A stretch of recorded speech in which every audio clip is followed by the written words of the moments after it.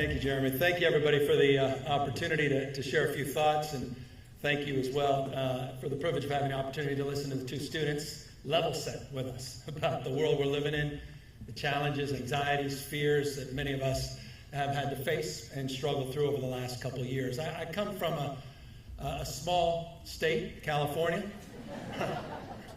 Represents about 1 out of every 8 public school kids in this country. Budget last year, education budget, was $170.2 billion. I'll repeat that. The education budget in California was $170 billion. I think it's larger than the entire budgets of all but 2 states in the country. I say that not to impress you, but to impress upon you what we do has consequence. What we do is at scale. 5th largest economy in terms of GDP in the world. The largest and most diverse state in America, a majority minority state, California. A point of deep pride. We don't tolerate our diversity. We celebrate our diversity. We practice pluralism. That's a word you don't hear a lot about in our culture today. We practice pluralism. We believe in racial, social, and economic justice. We don't shy away from those principles, those values. We hold them dear, and we advance them very intentionally in the state of California. But I came here with some intention as well, and I appreciate Jeremy's generosity of words, and I appreciate all of your extraordinary work, each and every one of you, regardless of our political stripes, the work you do every single day, the work you do to advance the cause of citizenship. I think it was Justice Brandeis said, in a democracy, yes, I emphasize the word democracy today. In a democracy, the most important office sure as hell ain't governor. In a democracy, the most important office is office of citizen. Active, not inert citizenship. And citizenship, of course, is not defined every election cycle. It's defined between those election cycles, or should be. But I'm here in the context of the world we are living in. Yes, anxious, fearful of what we've come through over the last few years, but also anxious and fearful about the moment we're living in, the moments that we're collectively creating. Society becomes how we behave. We are our behaviors. None of us are passive in the design of our experiences. We all have agency, particularly each and every one of you that are on the front lines of educational policy and reform. And so I'm here with pride for this recognition. I'm here, but also mindful and cognizant of the challenges we face, because I'm of this humble opinion, and forgive me in advance, you brought up a politician. I don't mean offense, but I do believe education's under assault in ways that I've never experienced in my lifetime. I really believe that. I thought it was bad back in the day when folks were debating the merits or demerits around vouchers, back in the good old days in the 90s, the black and white movie days, and people had different opinions about something called charter schools. But what's happening now? Banning books, suppressing speech, the othering of our students, teachers, parents. It's alarming. And so I came here not just to acknowledge and be recognized as a state that's committed to righting wrongs and advancing the cause of reform and innovation, and I want to briefly speak to that in a moment, but I'd be remiss if I didn't speak more deeply to the moment that I think we're living in as it relates to the assault of our freedom of expression, speech. I was rather shocked. I was on a plane, a little bumpy last night. You came in. I thought we were banning books in this country. I had no idea that 1,586 books have been banned just in the last 12 months in the United States of America. I had no idea that we have banned not only so many books in the aggregate, but that we banned 42 children's books. Books about Mandela, books about Cesar Chavez, books about Rosa Parks, even a book about Duke Ellington. I don't know what the hell Duke Ellington did to offend anybody. 42 is an interesting number, and forgive me.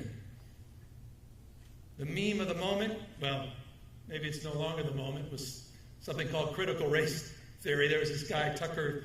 So I'm trying to just understand what it is. Of course, if it's happening, it has to be happening in California, but I'm the governor of California. I don't know what it is. Must be occurring on the basis of how everybody's jumping over themselves to ban it. But the real meme of the moment seems to be no longer CRT. It seems to be something called social emotional learning. God forbid. Coincidental, 42 children's books banned, 42 books specifically by, forgive me, the Board of Education in Florida, because it included social emotional learning. Social emotional learning. That's what I thought. Education, sure, it's about math and science. Sure, it's about, forgive me, Kevin, a little data, objectivity. But what about the whole person? What about the wellness of our kids? Everybody's talking a good game now about mental health. Everybody's talking a good game now about mental health. There's one large state, Texas, where they cut mental health funding by $211 million. You know why I'm up here? Because we just expanded mental health by $4.7 billion in our public education system in the state of California. Everybody's talking about mental health, but they're also talking out of one side of the mouth about social emotional learning. It's an incredibly important moment in time. Freedom, the fulfillment of freedom is about social progress. The fulfillment about freedom is around social justice. Freedom, is not about power and dominance and aggression. It's about creating conditions of care, collaboration, compassion, partnership. We've got to restore those values. Education reform is not a cultural war. Education reform, innovation, is not around a state like Texas that's banned 713 of those 1,586 books. Education reform and innovation doesn't come with gag rules. There are 183 bills to gag free speech that have been introduced since last January. Look that up. 19 have passed in 15 different states. They're intentionally vague. All around chilling speech. Yes, I'm governor of California, and yes, you may be disappointed, and you may in the back of your mind say, boy, he's, apples falling from the tree of the good old days when that state brought the likes of Ronald Reagan to the fore. But isn't it ironic and interesting? Ronald Reagan himself, Governor Reagan, in the 1970s, where is Reagan today? Who said, when we had something called the Briggs Initiative in 1977, 1978, where teachers were under assault because, God forbid, teachers were homosexual. And somehow people presupposed that they would be grooming our kids. That was a debate in the 1970s. You think I'm exaggerating? Look up the Briggs Initiative. In the 1970s, or is that the debate we're having here in 2022? I say grooming, yeah, it should offend. Press secretary for the governor of this, one of our largest states, said people like me that were opposed to, and I know a lot of people are offended by saying it's not really a don't say gay bill, but referred to those that opposed it in Florida as groomers. I think she was promoted, not fired. Certainly wasn't fired. Ronald Reagan himself, in 1978, wrote an op-ed saying something that needs to be said today. You can't catch gay, he said. He used the word homosexual. You can't catch gay like you can measles. Needs to be said today. What the hell's going on in this country?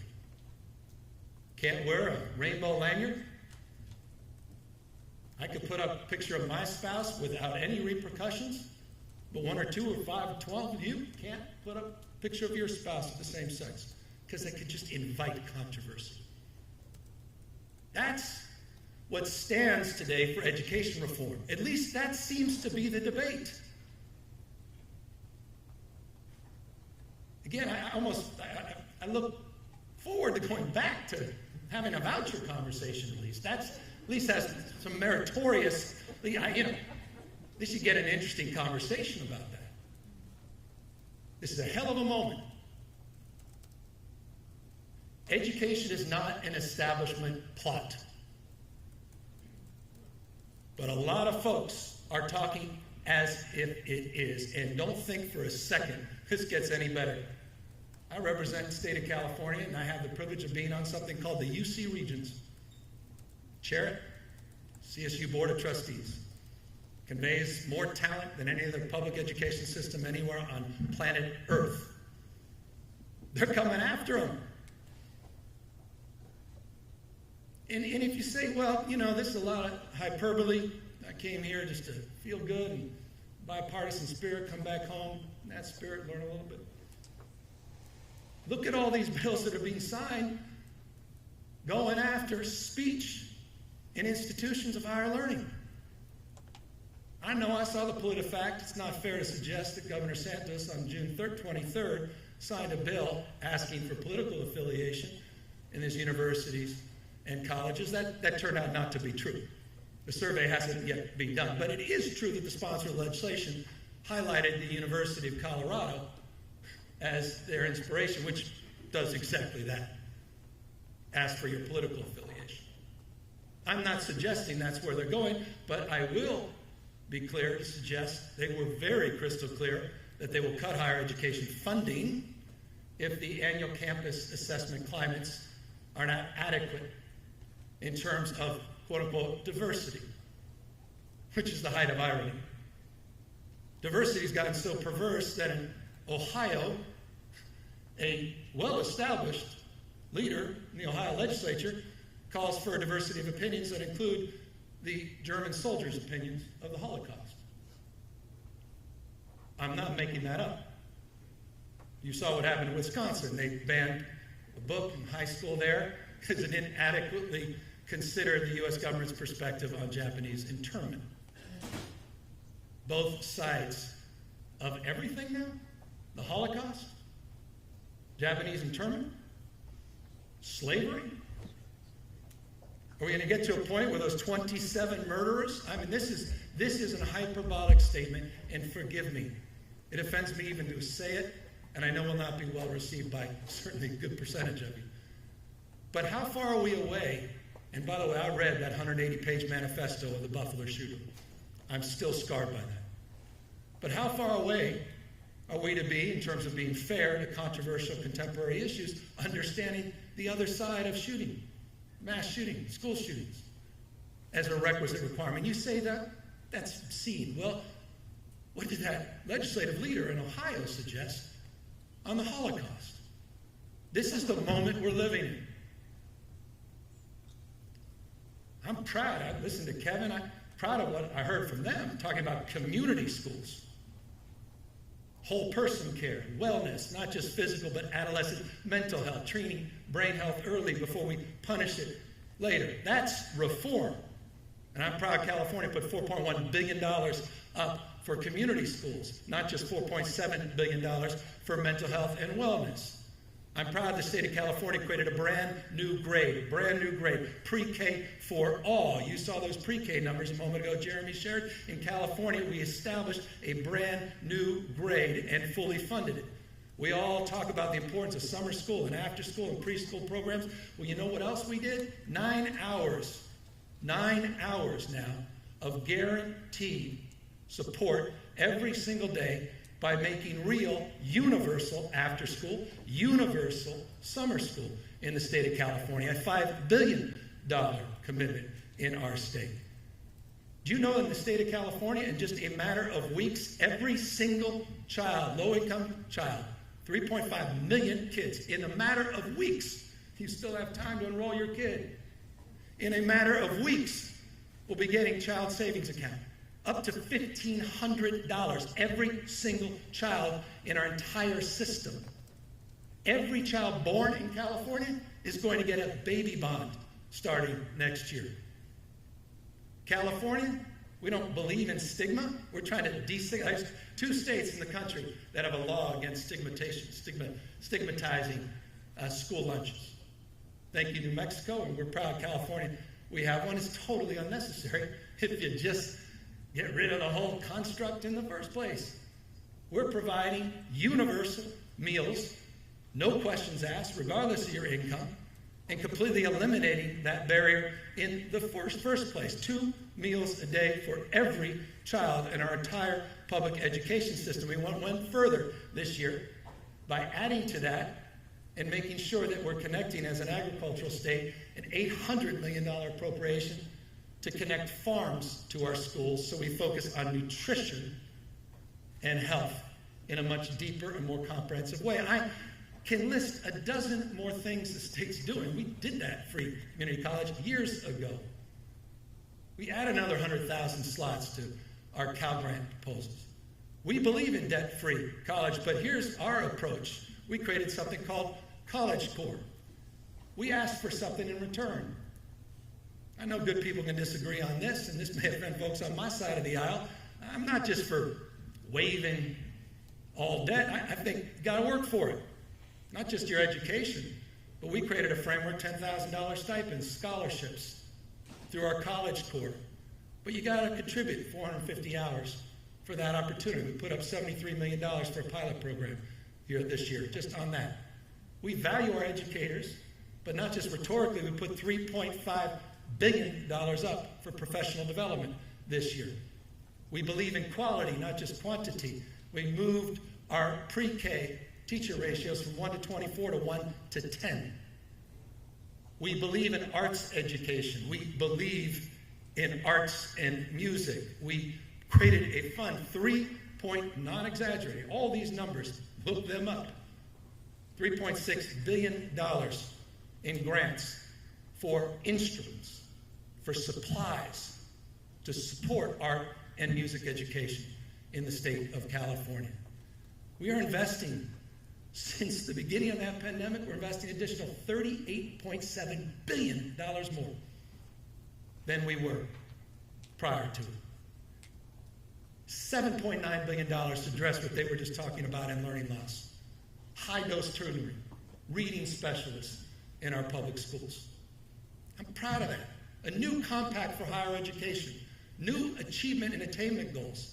But in return, we demanded something more. But we gave something they've never had, the UC system, our CSU, and community college, and that's predictability in funding through the compact.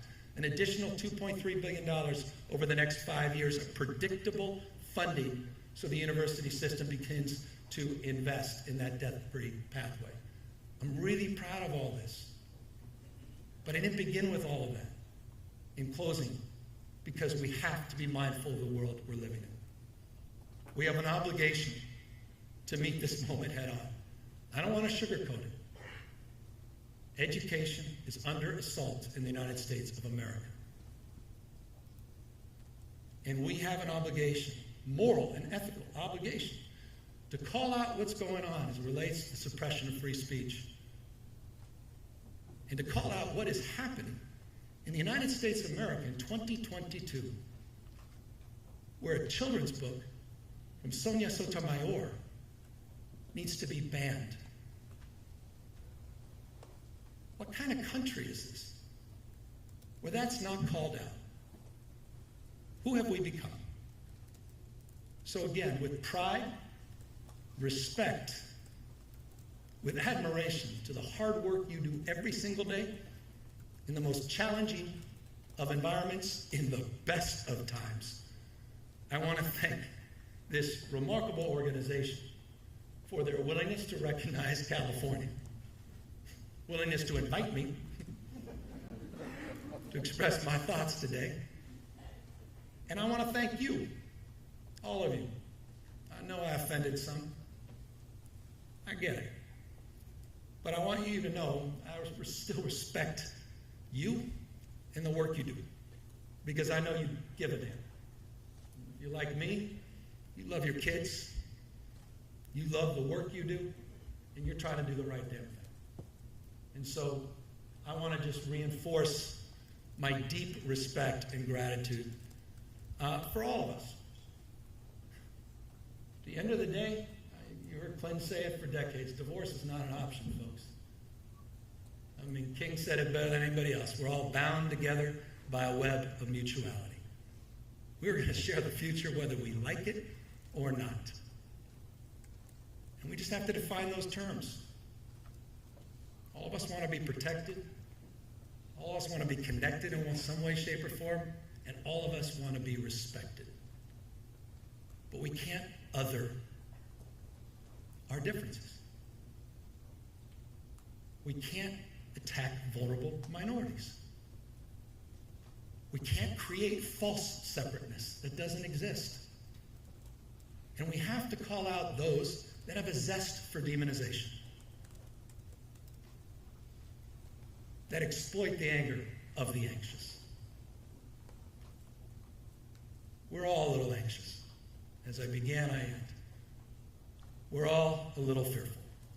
And we're all tired. We're all tired. And so I thank you for your resiliency in the spirit of the panel that preceded.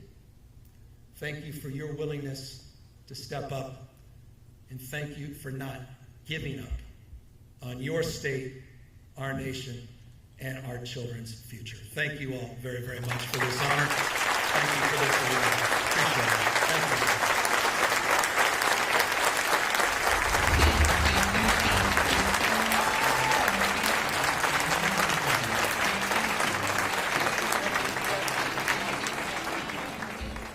Well, congratulations again to California, and a special thank you to our bipartisan nominating committee, who has worked through multiple different nominations of states and individuals, and we have two other very important awards we're going to be announcing later on here during the National Forum.